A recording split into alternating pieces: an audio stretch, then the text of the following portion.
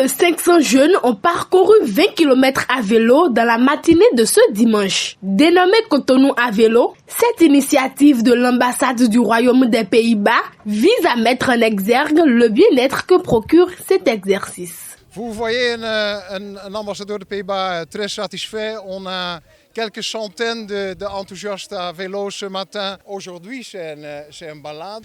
On montre ensemble que faire du vélo est sportif et sain. On est ensemble.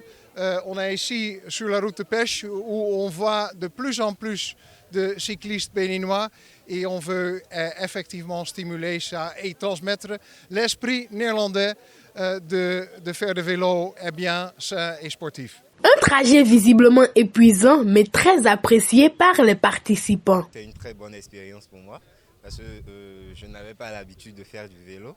C'est une très bonne opportunité. Et c'est très important de faire du vélo, c'est très bon pour la santé, ça travaille tout le corps. Je suis très contente de ce tour. Je trouve que c'est un excellent moyen de fédérer les populations autour du sport parce que le sport est bon pour la santé. Cotonou à vélo a été pour moi une expérience émouvante et sincèrement époustouflant parce que ça nous permet au moins de renforcer notre santé et aussi notre quotidien. La Fédération béninoise de cyclisme a également apporté son appui à Cotonou à vélo 2026. Elle entend faciliter la tâche aux amoureux du vélo avec une nouvelle initiative. Nous allons bientôt mettre au début de la route des pêches un kiosque que nous allons appeler Keke Box.